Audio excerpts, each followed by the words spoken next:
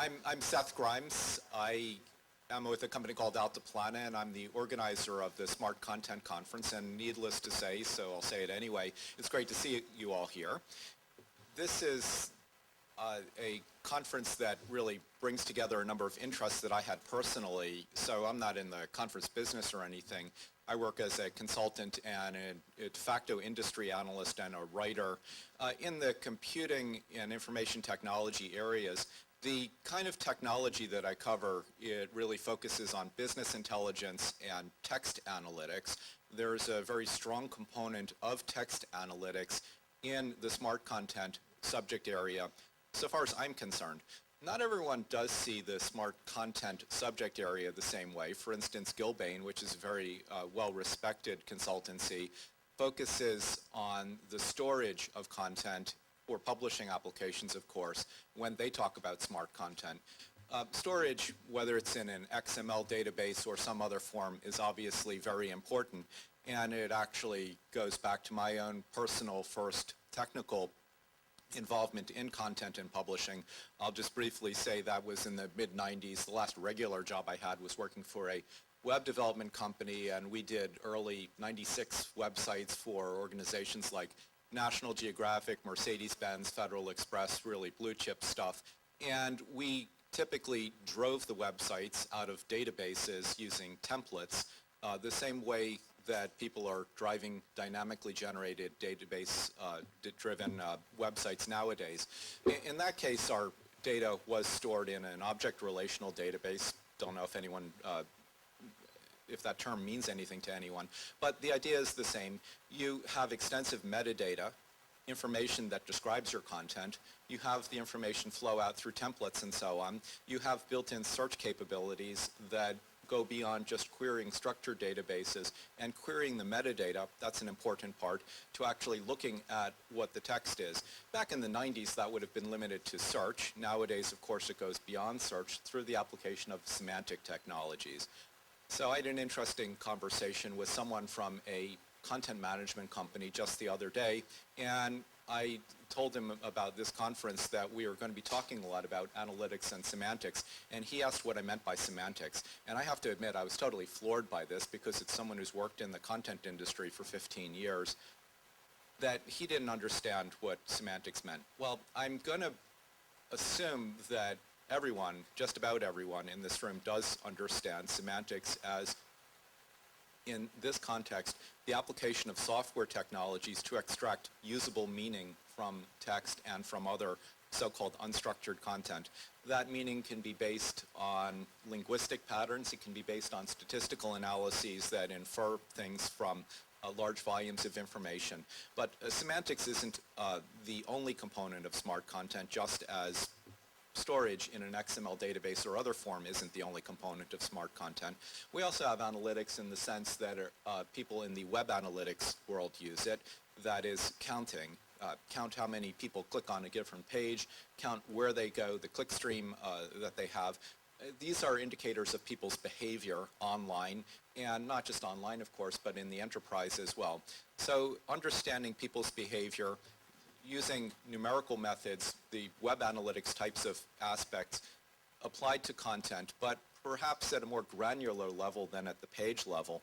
What particular elements of information that's been published on the web or in other forms are people receptive to as indicated by their click behavior? That's another component of smart content here. So different people do have different definitions of smart content. There are different ways of talking about it, not just through the term smart content. And this conference is about exploring all of these elements. So we really do have a disparate group of people here from media and publishing world, from the agency world. We have content producers and publishers primarily. We are not so well represented as at other conferences I'm involved in with the content consumers, but we are all content consumers, of course, because we all read stuff online or in electronic form or paper. Well, that's not what we're really concerned with here, paper, of course. But we all understand that there's a digital transformation going on. And the trick is to get the information that people need to them with some kind of filtering given the information overload that everyone loves to talk about. Tomorrow actually is information overload day.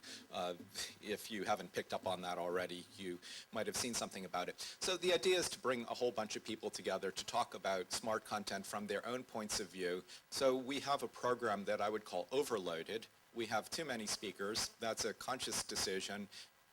And we have a variety of speakers coming from different roles within their organizations. I hope that you will particularly enjoy the lightning talks, which are going to be a real torrent of stuff flying by you. But the lightning talks and the other elements of the program are designed to spur discussions, and beyond discussions, perhaps even deal making, whether you're looking to acquire technologies to partner with solution providers, whether you're looking to sell services or technologies. So I'll introduce my colleague Laurel Earhart, who's the Smart Content Marketing Director, to say just a bit about the deal-making potential, the kind of networking that we want to encourage. So Laurel, you can take the stage now. Well, good morning. Delighted that you all could make it, and we're thrilled that we have so many different disciplines represented here today. We hope that this is an opportunity for you to meet and greet some of your colleagues with whom you'll be making strategic alliances and doing deals. We really want this to be a catalyst for a number of opportunities to really give users what they want. And it's been a challenge with all the new technologies to be able to assume that we know what a user wants. I'm going to give you just a quick kind of a story and analogy about sometimes how we try to interpret what users are asking for. And this is just a funny story. I have children, and one of them, when he was 4, told me he was hungry. And I said, "What do you want?" And he said, "Mommy, I want a Band-Aid Tanwich." Like, Band-Aid Tanwich? What in the world is a Band-Aid Tanwich? So, I thought I would figure it out. So I thought he was being cute. I gave him a piece of bread, the Band-Aid on top, Band-Aid on the bottom, handed it to him. He looks at me like I'm smoking crack. "What are you doing?" And I said, "Here's your Band-Aid Tanwich." And he said, no, Mommy, I said I want a Band-Aid Tanwich. So I said, okay. So I took 2 pieces of bread, took the wrapper off the Band-Aid, put it in the middle, gave it to him. He's so frustrated. This goes back and forth for a number of times, and he's almost in tears. I'm almost in tears. I'm finally saying, "What do you want?" And he said, "A Band-Aid Tanwich." So finally, he opens the refrigerator door, pushes his little chair up against it, pulls out a jar of mayonnaise, a mayonnaise sandwich. So it's interesting. I mean, it was obvious to him what he wanted, and I was giving him what I thought he was asking for. But if this had been a website and this had been a user, do you think he would have ever come back? Absolutely not. Do you think he ever wanted a mayonnaise sandwich after that? Absolutely not.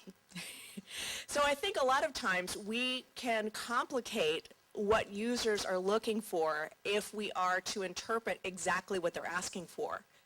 So as we're meeting today and we're listening to the various presentations, please consider the language people are using. A lot of times we're asking for the same thing, or we're looking for the same thing. And it's important for us to really be mindful of the end user experience through all of this. Now I'd like to introduce our 2 sponsors. Oh, you want to? Okay. If I could call up Rashmi Vital from IBM and Sheila Wu from OpenText. We've got 2 wonderful sponsors who really do listen to what users want. I've been so impressed as I've gotten to know these sponsors about the opportunities that they provide for content providers and technology producers to really give users what they are asking for and what they really want if they can't ask for it in specific terms. So this is Rashmi Vital from IBM. So I know many of you have requested an opportunity to meet with her. And this is Sheila Wu with OpenText. They will be available during the breaks and lunch. I know many of you have specifically requested meetings. And what I encourage you to do is to seek them out. in the break room just across from us over here and have an opportunity to meet with them and to tell them what you're looking for. So thank you very much. I want to just thank our sponsors again for being here today and for all the support you've given us here at Smart Content Conference. Thank you.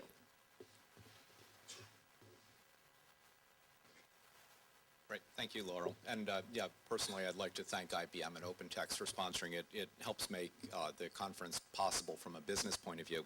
So I will just give you a few logistical things, and then we'll start the actual program. So if you haven't noticed, we have open Wi-Fi here.